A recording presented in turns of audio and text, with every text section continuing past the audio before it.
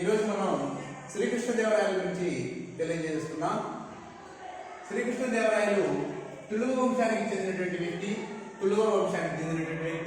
ఆయన జననం 1474 1530 మధ్య కాలంలో జన్మించినటువంటి వ్యక్తిగా చెప్పుకోవచ్చు.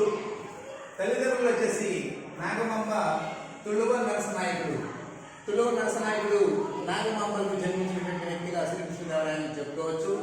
అయితే మంత్రి వచ్చేసి హిమరసండి. ఈయన డైరెక్షన్లోనే ఈయన పెరుగుతాడు. అందుకని అప్పాజీ అని ప్రేమతో పిలుచుకునేటువంటి వాడు శ్రీకృష్ణదేవరాయలు మహామంత్రి తిమ్మరసు.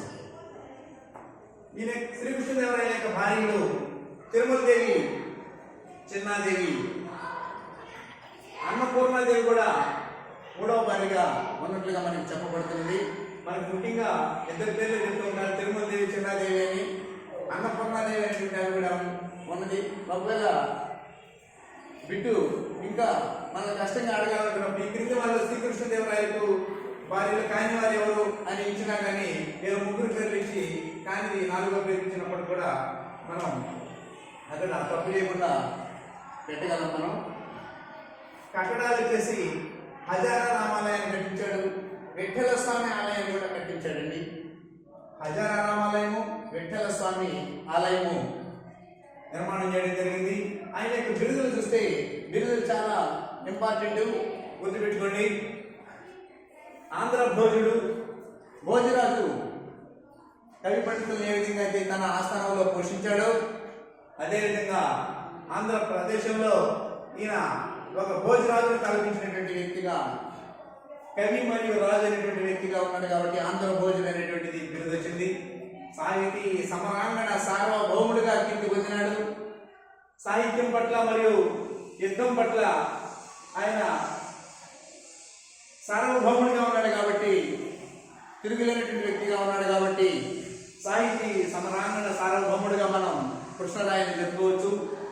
అలాగే మహామని సూత్రాల విషయంలో ఆయన తెచ్చుకున్నటువంటి బిరుదు మూలురాయ గండ.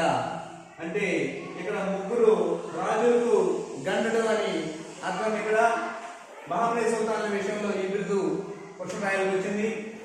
అలాగే కర్ణాటక సామ్రాజ్యాధిపతి, కర్ణాటకకు సంబంధించినటువంటి సామ్రాజ్యాన్ని అధిష్ఠించిన కారణంగా కూడా ఈయన కర్ణాటక సామ్రాజ్యాధిపతి అనేటువంటి బిరుదును పొందడం జరిగింది. తర్వాత యవన రాజ్య స్థాపనాచార్య అనేటువంటి యవన రాజ్యాన్ని స్థాపించిన కారణంగా ఈయన యవన రాజ్య స్థాపనాచార్యుడిగా కీర్తి పొందాడు. ఇది కూడా ఆయన యొక్క బిరుదుగా మనం చెప్పుకోవాలి. గీర్వాణ విద్యా విశారద, సంస్కృత ఆంధ్ర భాషలలో ప్రావీణ్యం కలిగినటువంటి శ్రీకృష్ణదేవరాయలు గీర్వాణ విద్యా విశారదగా పేరు పొందడం జరిగింది. ఇది ఆయన యొక్క చాలా ప్రముఖమైనటువంటి బిరుదుగా మనం గుర్తుపెట్టుకోవాలి. అలాగే హరిపోత సురత్రాణ అనేటువంటి బిరుదు కూడా ఉంది. ఇక వీర ప్రతాప శ్రీకృష్ణదేవరాయ అని కొన్ని చోట్ల సంబోధించడం అనేటువంటిది జరిగింది. కృష్ణరాయల పేరుకు ముందుగా వీర ప్రతాప. కాబట్టి అయితే ఈ వీర ప్రతాప అనేటువంటిది ఈయన ఒక్కడి పేరు ముందే ఉన్నదా అంటే గతంలో ఉన్నటువంటి విజయనగర సామ్రాజ్యాన్ని పరిపాలించినటువంటి రాజుల పేర్ల ముందు వీర ప్రతాప అని పెట్టుకోవడం పరిపాటిగా కూడా ఉన్నది. కానీ అయినా కానీ వీర ప్రతాప అనేటువంటి శ్రీకృష్ణదేవరాయల ముందు కూడా ఉన్నది. కాబట్టి మనం దీన్ని కూడా వదలకుండా ఈ బిరుదును కూడా శ్రీకృష్ణదేవరాయలకు ఉన్నది అని మనం గుర్తు చేసుకోవాలి.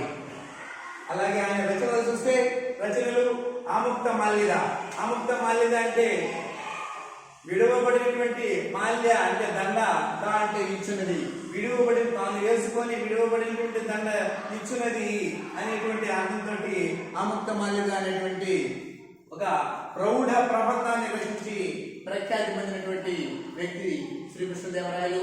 ఆంధ్ర పంచమహాకావ్యాలలో ఆముక్త మాల్యద కూడా ఒకటిగా ఉన్నదండి, అది గుర్తుపెట్టుకోవాలి. ఇది 2011కి అడగడం కూడా జరిగింది. అలాగే మదాలస చరిత్ర అనేటువంటి రచన చేసినాడు. అలాగే రసమంజరి జ్ఞాన చింతామణి అనేటువంటి రచనలు కూడా చేశాడు. అలాగే సత్యవధు ప్రీణనం అనేటువంటి రచన చేశాడు. జాంబవతి పరిణయం అనేటువంటి రచన కూడా ఆయన చేయడం జరిగింది. ఇవన్నీ సంస్కృత రచనలుగా చెప్పబడ్డాయి. పాదాలను చరిత్ర రసమంజరి జ్ఞాన చింతామణి సత్యవతి ప్రేరణము జాంబవతి పరిణయము మొదలైనటువంటి రచనలన్నీ కూడా సంస్కృత రచనలుగా చెప్పబడ్డాయి. అయితే ఇది మాత్రం తెలుగు ప్రౌఢ ప్రబంధంగా తెలుగు పంచమహాకావ్యాల్లో వెలుగొందినటువంటి కావ్యంగా ఆముక్తమాలేది మనకి కనిపిస్తూ ఉంటుంది. అయితే ఆయన యొక్క మాతృభాషను చూస్తే తుళు అనేటువంటిది ఆయన యొక్క మాతృభాష. ఆదరించినటువంటి భాషలు చూస్తే తెలుగు, సంస్కృతం, కన్నడ భాషల్లో 3 భాషల్లో ఆయన పోషించినట్లుగా ఆ భాషలకు సేవలు అందించినట్లుగా మనకి తెలుస్తూ ఉన్నది. ఇకపోతే ఆయనకి ఇష్టమైనటువంటి అలంకారం ఏది అంటే స్వభావోక్తి అలంకారం. చూడండి, స్వభావోక్తి అలంకారం. స్వభావోక్తి అలంకారం అంటే జాతి, గుణ, క్రియాదులను ఉన్నది ఉన్నట్లుగా తెలియజేస్తూ ఆయన రచనలో చెప్పుకున్నాడు కాబట్టి దీన్ని స్వభావోక్తి అలంకారం అని అంటారు. అలాంటి అలంకారాన్ని, ఈ స్వభావోక్తి అలంకారాలని ఉన్నది ఉన్నట్లుగా వర్ణించడం ఆయన యొక్క నైపుణ్యంగా మనం గుర్తు చేసుకోవాలి. శ్రీకృష్ణదేవరాయల యుగం వచ్చేసి దాన్ని స్వర్ణయుగం అని అంటారు, అలాగే ప్రబంధ యుగం అని కూడా అంటారు. ఈ విధంగా అయితే శ్రీకృష్ణదేవరాయల గురించి ఇప్పుడు దాకా తెలుసుకుంది కొంత ముఖ్యమైనటువంటి సమాచారం, కొంత మాత్రమే తెలుసుకున్నాం. తదుపరి వీడియోలో మళ్ళీ శ్రీకృష్ణదేవరాయల గురించి మీకు ఇంకా ఎక్కువ సమాచారాన్ని, చాలా ప్రాధాన్యత కలిగినటువంటి విషయాలను అందించడం జరుగుతుంది. ధన్యవాదాలు.